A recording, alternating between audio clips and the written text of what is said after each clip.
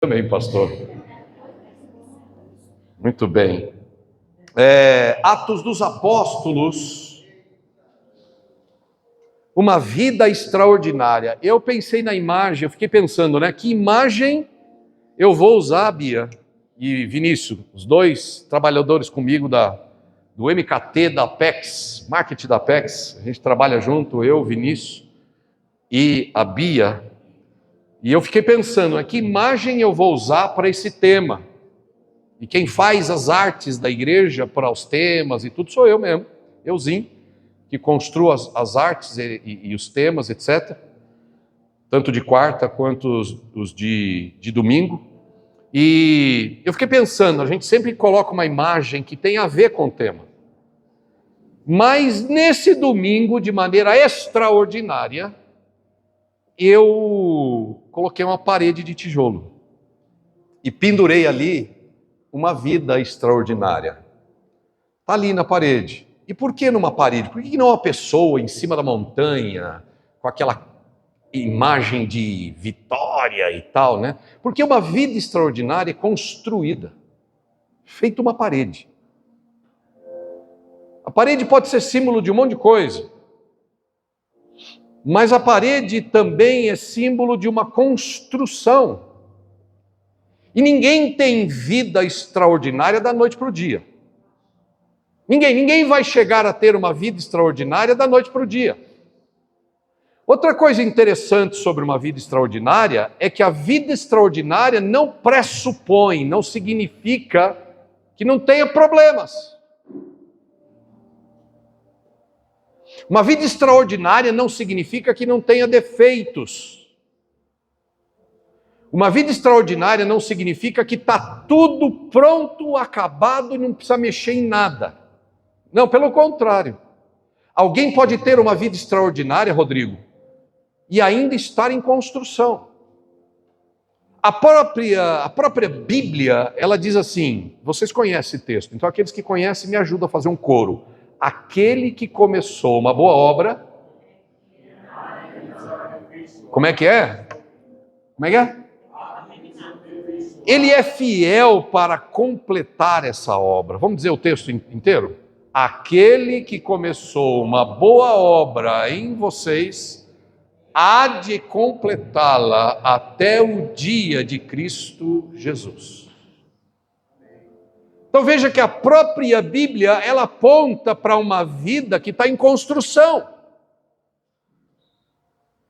Isso é bom de ouvir, porque você sabe que você é uma obra inacabada.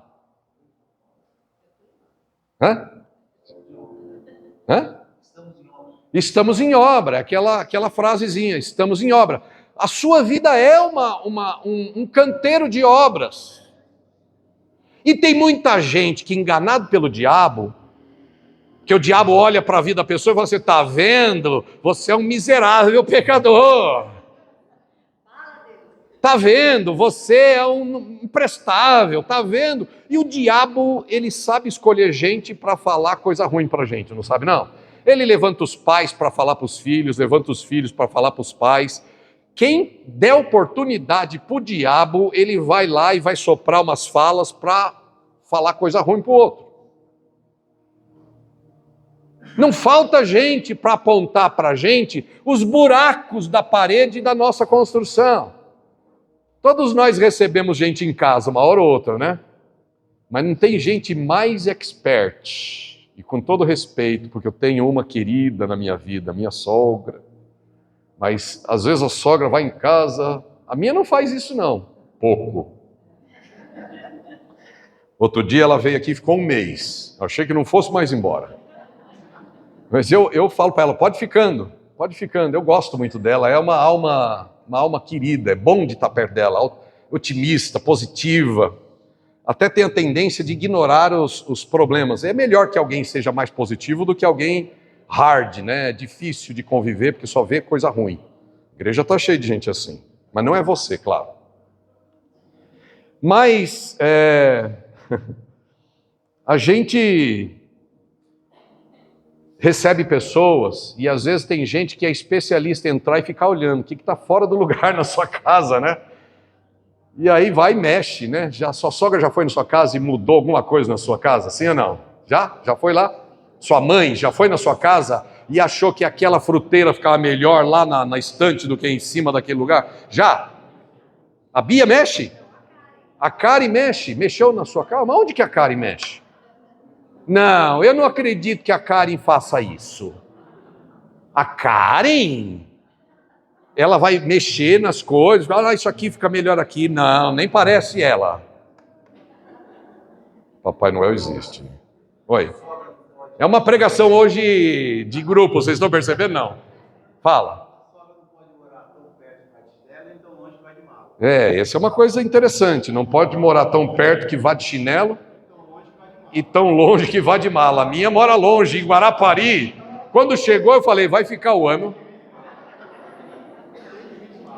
Mas eu gosto. Foi aniversário dela sexta-feira, a gente foi para lá para celebrar com ela no interior, porque ela está ajudando a filha que foi operada, a Patrícia. Aliás, obrigado pelas orações. Teve um câncer no útero, tirou 6 órgãos ao mesmo tempo. Está bem, está fortalecida, está saudável, ficando cada vez melhor. Louvado seja o nome de Jesus, porque vocês oraram. Então, muito obrigado pelas orações de vocês, pela cunhadinha. Mas a gente recebe as pessoas têm essa tendência, né, de olhar, aquilo ficaria melhor ali, aquilo ficaria melhor. Não importa se fica melhor ali ou melhor lá.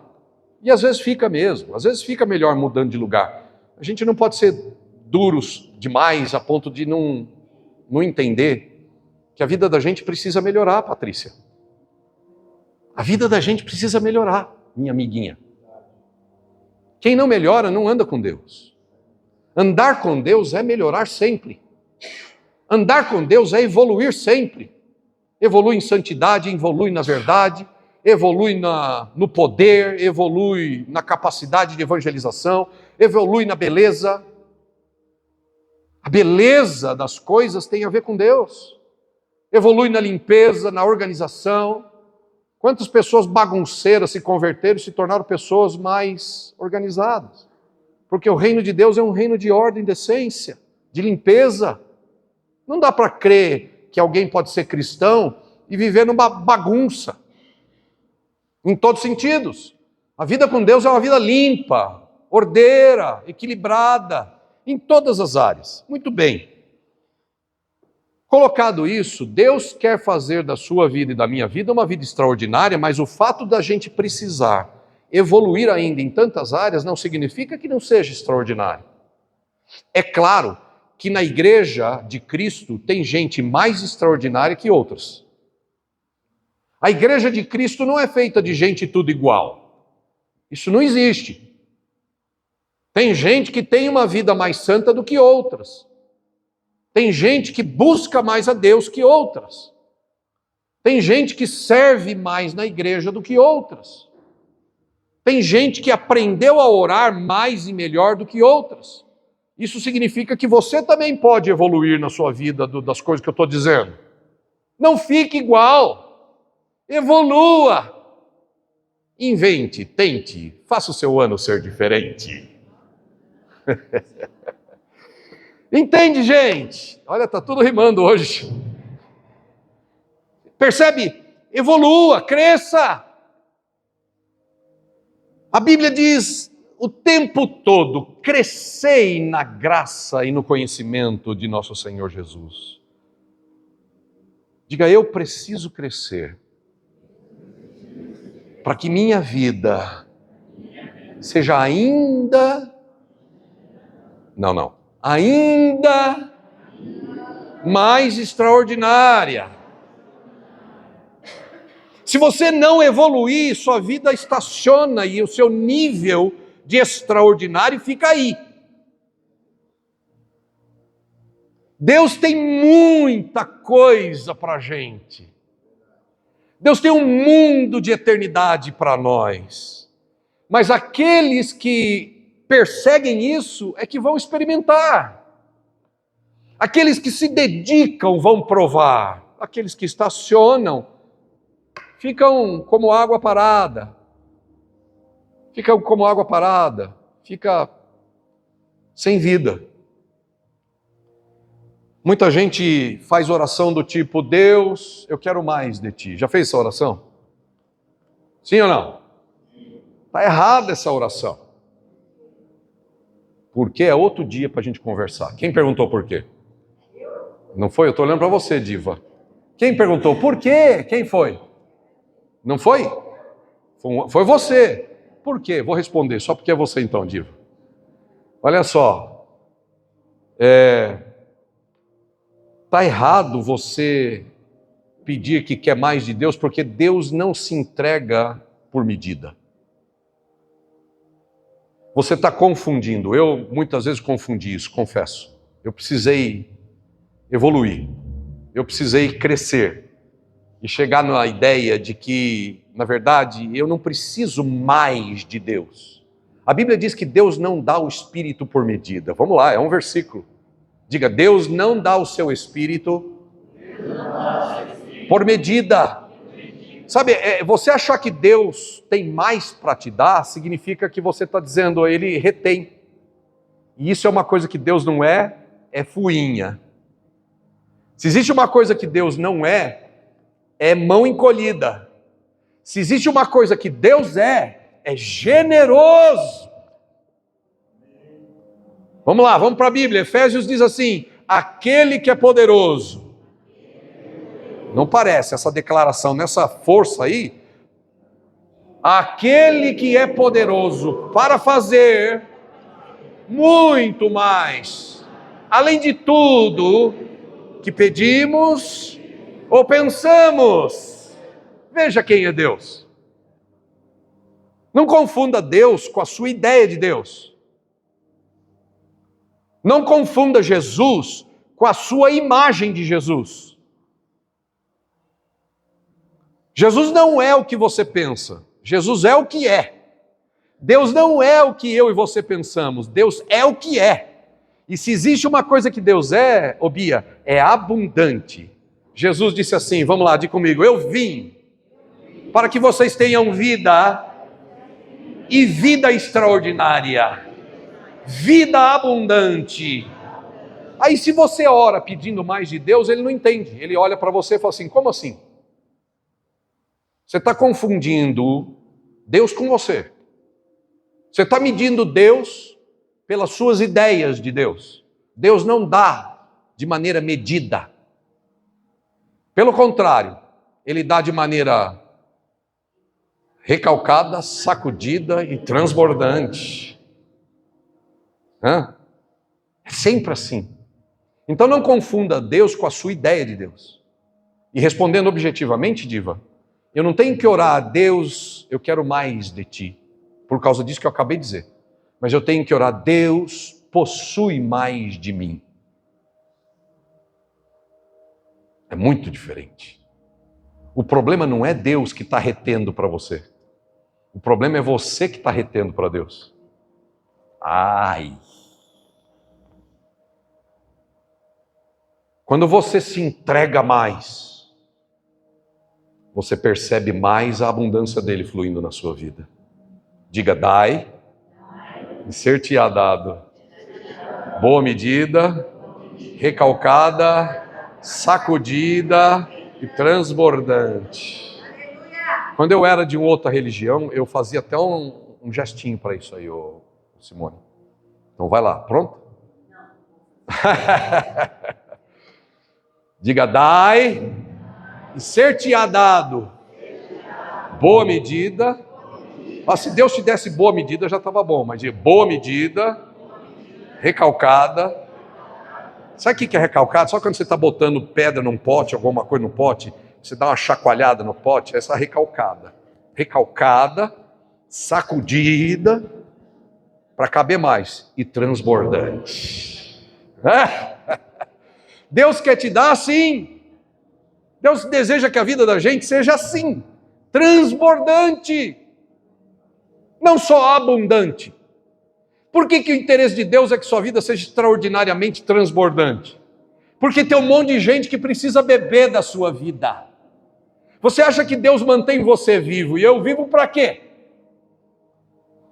Você e eu às vezes pensamos de maneira pequena, a gente só quer para a gente, Deus não. Eu vou insistir, pare de achar que Deus se encaixa nas suas ideias de Deus. Deus está muito além das suas ideias de Deus. A gente vem a Deus por causa da nossa vidinha, pequenininha. Mas Deus tem um monte de gente que vai comer da sua vida, vai beber da sua vida, vai se refrescar na sua sombra, porque Ele vai tornar a sua vida transbordante. Você é o caminho pelo qual as pessoas ao seu redor vão beber de Deus. É você. Você é uma fonte que outras pessoas vão beber de Deus através da sua vida. Atos dos Apóstolos fala dessa vida extraordinária. Eu quero ler versículo 8 a 9. E vou te dar 4 coisas importantes. Atos capítulo 1. Está todo mundo falando hoje, Bia? Que culto gostoso, hein? Mas não vai acostumar, não. Brincadeira. Atos capítulo de número 1. Cadê o Emanuel, Luana? Gorete? Ficou o quê? Ficou com a mãe dele. Mas tá tudo bem com a mamãe? Tá bom. Vamos lá. Atos capítulo 1, versículo de número 1 a 9, diz assim: Caro Teófilo, em meu primeiro livro, sabe qual é o meu primeiro livro aqui de... Quem escreve o livro de Atos? Lucas. E ele diz, no meu primeiro livro, que primeiro livro é esse? O Evangelho de Lucas. E se você abre o primeiro capítulo de Lucas, ele também escreve ao tal Teófilo. E Atos é o segundo livro de Lucas. E ele diz, caro Teófilo, em meu primeiro livro escrevi a respeito de todas as coisas que Jesus começou a fazer e a ensinar, até o dia em que, depois de ter dado instruções por meio do Espírito Santo aos seus apóstolos, aos seus emissários, que escolhera, ele foi elevado ao céu. Depois da sua morte, Jesus apareceu a eles e lhes deu muitas provas convincentes de que estava vivo. Eles o viram pelo período de 40 dias, e ele lhes falava a respeito do reino de Deus. E um desses encontros, ele os instruiu a não deixarem Jerusalém, mas esperassem pela promessa do Pai, que vocês ouviram de mim, porque João batizou, mergulhou, imergiu vocês em água, mas dentro de poucos dias vocês serão batizados, mergulhados no Espírito Santo. Enquanto estavam reunidos, eles lhe perguntaram, Senhor, é nesse tempo que vai restaurar a autonomia, a glória de Israel? Veja, deixa eu fazer uma pausa aqui. Você vê como uma coisa é, né? Esses caras aqui eram apóstolos de Cristo, emissário de Cristo. Andaram com Jesus durante 3 anos, mais ou menos. Ouviram e viram tudo o que você lê na Bíblia. Andaram com Jesus, fisicamente. E na hora que Jesus tinha ressuscitado, o Jesus ressuscitado está falando com eles de coisas espirituais, de coisa do reino. Qual que é a pergunta que eles têm na cabeça? Quando é que o Senhor vai melhorar a minha vida aqui na terra? A pergunta, em outras palavras, é exatamente essa. Quando é que o Senhor vai melhorar a vida da gente aqui de Israel? O que eles estavam querendo dizer é o seguinte, quando é que você vai tirar o exército de Roma daqui? E tornar Israel um povo liberto, um povo bonito, livre? Quando é que você vai melhorar a nossa vida? Parece com a gente às vezes, né? Deus está querendo falar e fazer coisas tão mais profundas na vida da gente e a gente só tem aquela perguntinha na cabeça. Quando é que o Senhor vai tornar minha vida melhor? Quando é que o Senhor vai fazer eu ficar um pouco mais feliz? Quando é que o Senhor vai tornar minha vida uma vida um pouco mais alegre? Quando é que eu vou poder ter aquelas coisas que eu estou querendo tanto, meus sonhos terrenos? E aí Jesus dá essa resposta aqui, né? Ele diz assim, verso 5, porque João batizou com água e dentro de poucos dias vocês serão mergulhados, batizados no Espírito Santo. E eles perguntaram essa pergunta aí. Jesus respondeu, vocês não precisam saber datas ou épocas. O Pai mantém sob sua autoridade. Quando é que sua vida vai melhorar? Pertence a Deus. Quando é que a minha vida vai melhorar nessas coisas físicas, humanas, terrenas? Olha, se a sua fé não baseia na salvação que Jesus tem para você e na vida abundante do Espírito Santo, você vai embora da igreja daqui um pouco. É só esperar um tempo demais e Jesus não fazer nada do que você gostaria, as pessoas vão embora da igreja, vão embora. Esse negócio de Jesus não funciona. Porque elas colocam Jesus na categoria da loteria federal. Vai jogando, 10 anos jogando, nunca ganha na loteria federal. Chega, cansei, não vou jogar mais. E tem gente que faz assim com Jesus. Vem na igreja para consertar o casamento, para curar a doença, para salvar a sogra, etc e tal. E aí Jesus não faz no tempo que a pessoa quer, mas chega, cansei. Se Jesus é só isso, em algum momento você vai abandonar essa fé aí, utilitária. Mas se você de verdade está interessado numa vida extraordinária que Deus tem para você, fica comigo, fica com o Senhor, fica firme. Essas coisas da melhoria da vida da gente pertencem a Deus. Vocês ouviram o testemunho da Bia aqui. Puxa, a vida é tão bom, né? A gente ouvir um testemunho em menos de 5 minutos, a gente ouve que Deus fez tanta coisa, mas quer ver que coisa interessante? Ela levou acho que uns 5 minutos para colocar o testemunho dela. Mas quanto tempo demorou o período de todas as coisas? Mais ou menos. Será? Desde lá da... Hã? Tempinho? Chuta aí, vai. Uns 2 anos para cá. São 730 dias mais ou menos. Ela teve que esperar as coisas se desenrolarem. Como eu já disse aqui, gente, Deus e Cristo não estão interessados em primeiro e somente te fazer feliz. O que Deus realmente está interessado é tornar você outra pessoa, transformar a vida da gente. Você vai deixar? Muito bem, continuando aqui, fechando até o verso 9. Verso 8. Mas receberão poder quando o Espírito Santo descer sobre vocês e serão minhas testemunhas em Jerusalém, em toda a Judeia, Samaria e, na verdade, até confins da terra. E confins da terra não é Minas Gerais. Mas, diga comigo, mas receberão poder ao descer sobre vocês o Espírito Santo, e vocês serão minhas testemunhas. Será que tem certeza, Deus? Eu? Sabe quem ouviu essas palavras aqui? Foi Pedro. Pedro era um pescador desconhecido. Se chamava Simão, de uma personalidade terrível. Pensava e já estava fazendo, depois que ele ia pensar no que fez. Já foi assim? Pensa, faz primeiro, depois pensa? Pedro era assim. Tinha 2 sujeitos lá, João e Tiago, que Jesus apelidou de filho do trovão, filho do raio, que os parta. Por quê? Porque um dia Jesus estava passando por Samaria e os caras de Samaria, o povo de Samaria, rejeitou Jesus, mandou Jesus embora. E aí o João e Tiago viraram para Jesus e disseram assim: quer que a gente peça fogo do céu para consumir essa cambada?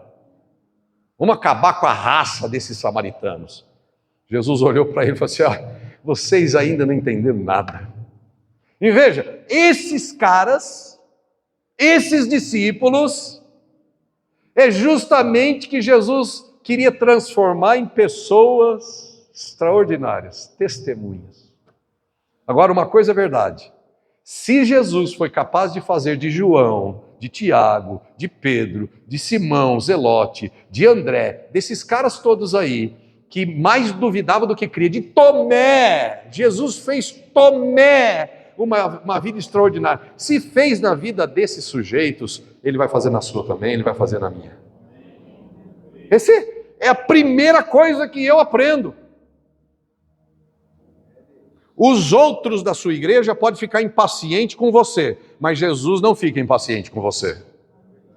O pastor da sua igreja pode ficar impaciente com você, mas o Senhor Jesus não fica impaciente com você.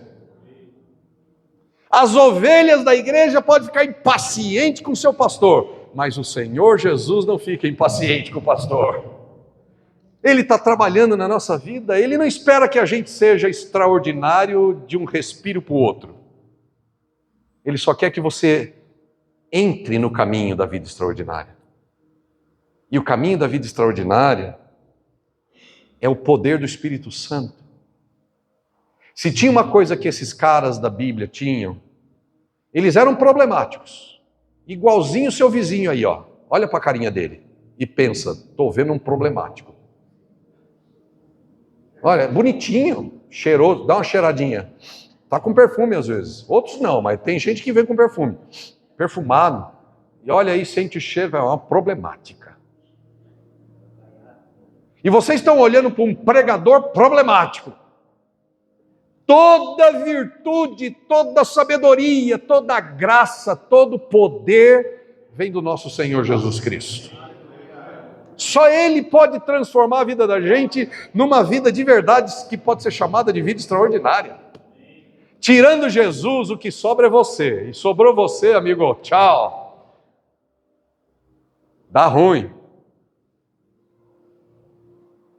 Uma vida extraordinária é resultado da presença do Espírito Santo.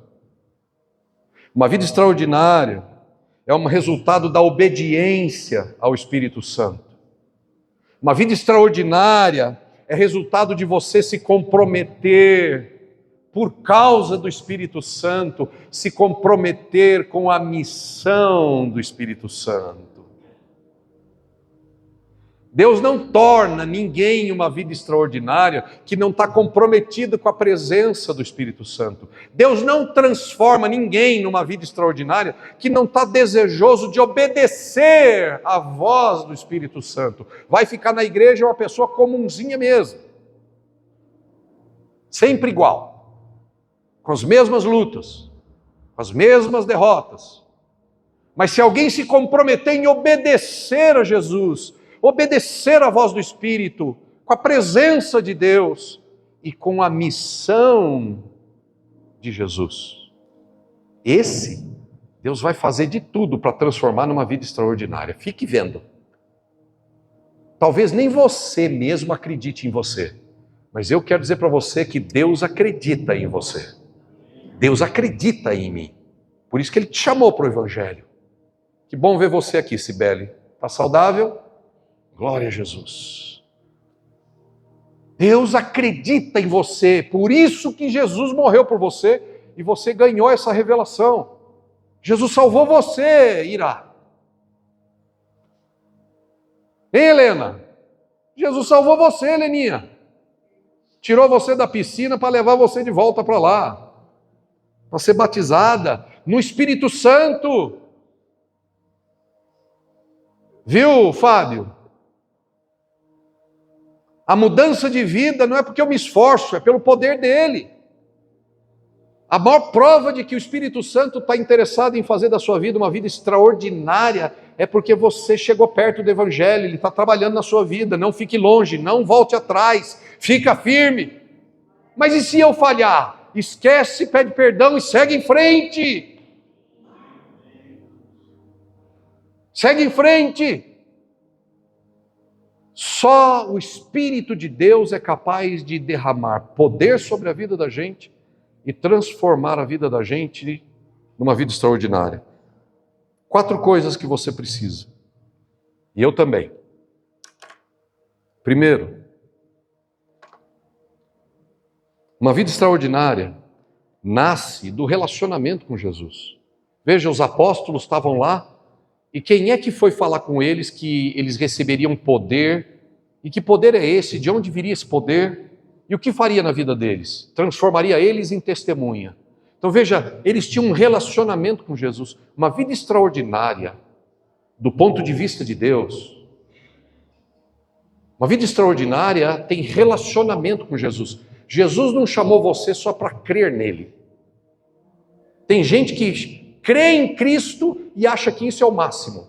Não, senhor. Isso é o começo. Jesus não quer que você creia nele somente, mas que você ande com ele. Que você seja amigo dele. Que ele possa contar as coisas dele, do reino dele, da vontade dele, dos planos que ele tem para você. Ou você pensa que os planos dele para você é só cuidar da sua vida financeira, econômica, familiar, conjugal, etc.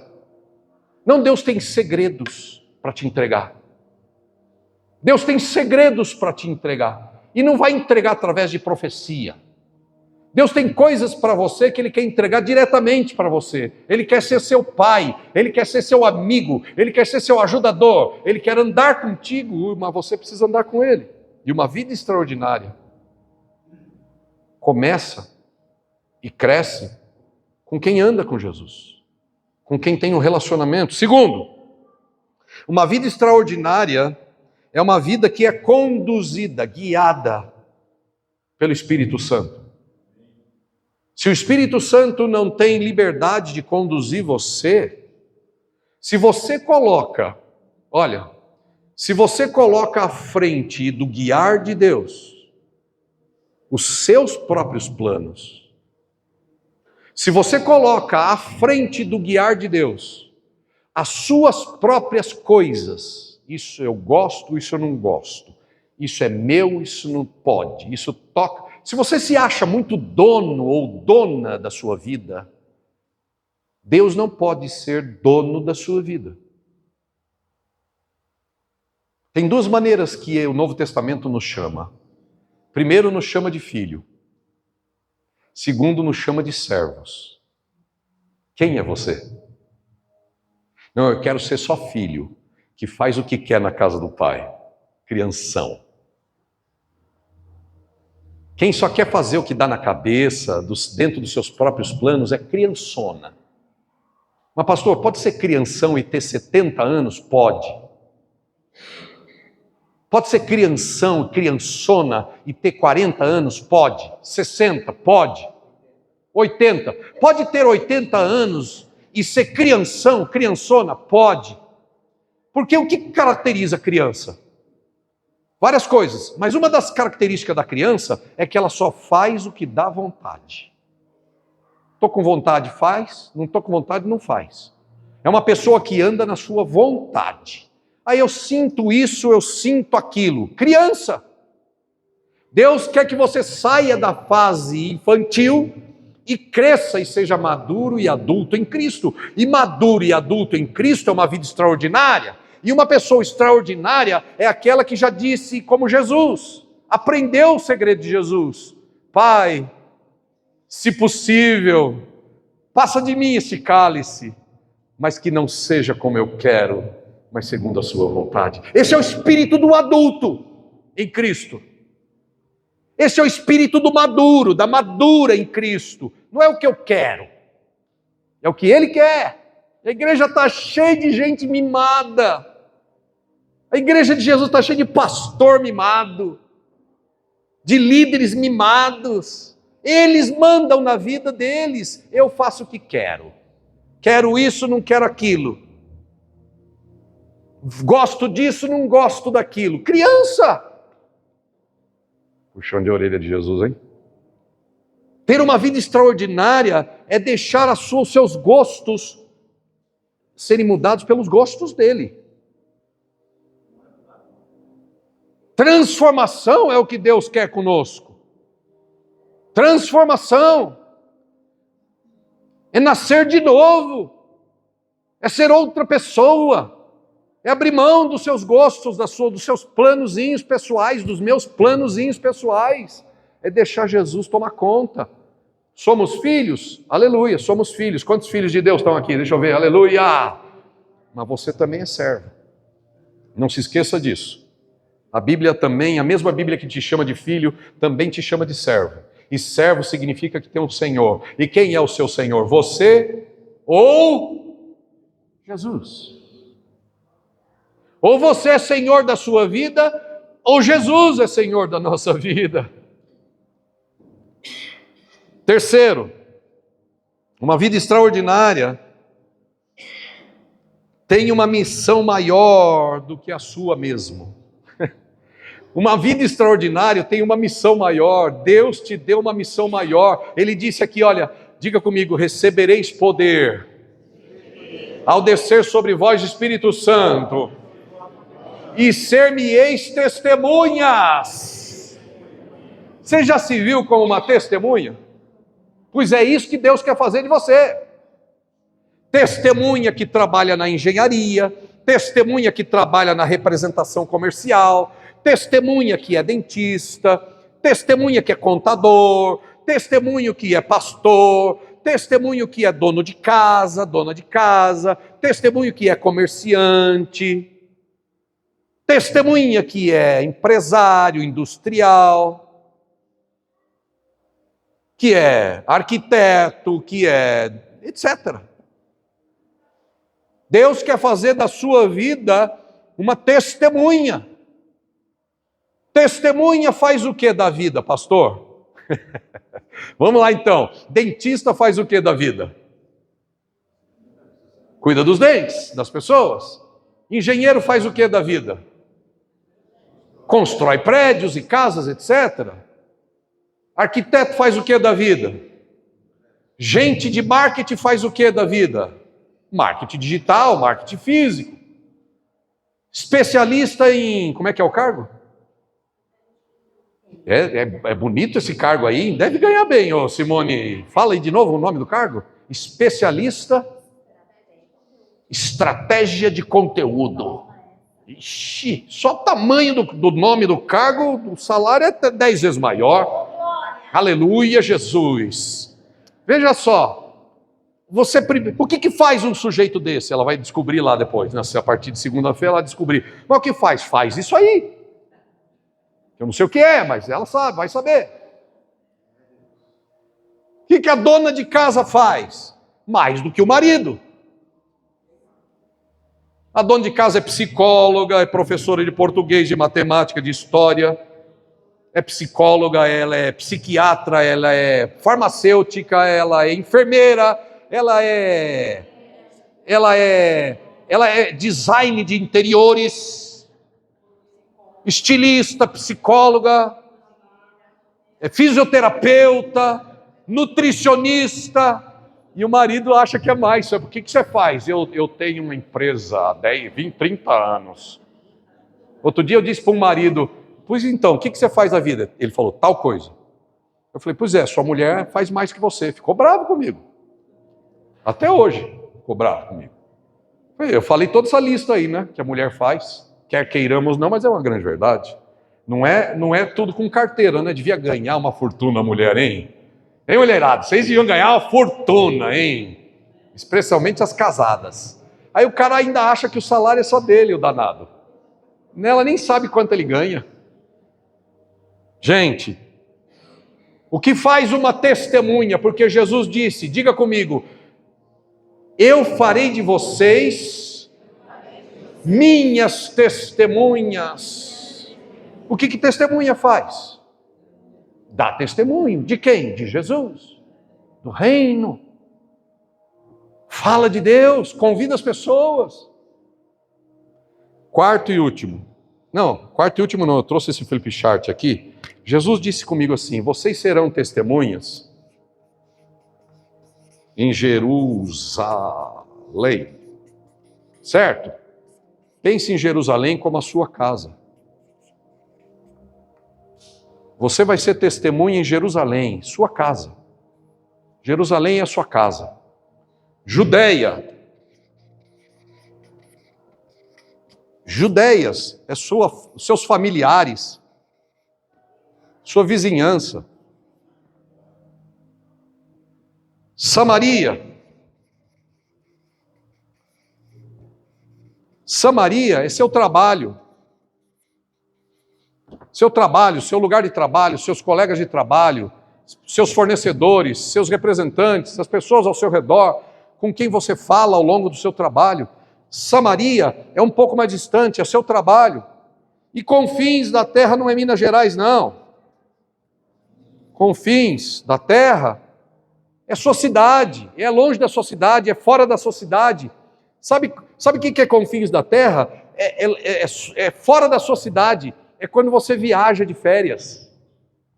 Nas suas viagens, seja testemunha.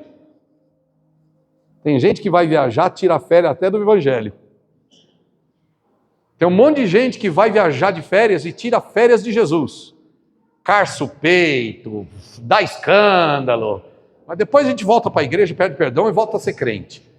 Não, Jesus quer que você seja testemunho também nas suas viagens, nos confins da terra. Posso ouvir amém? Quarto e último. Uma vida extraordinária aprende, essa é muito boa. Uma vida extraordinária aprende a andar com as próprias pernas e a confiar sozinho em Cristo. Porque veja o verso 9, esse eu vou ler de novo. Verso 9 diz assim: depois de dizer isso, ele foi elevado diante dos seus olhos e uma nuvem o encobriu da vista deles.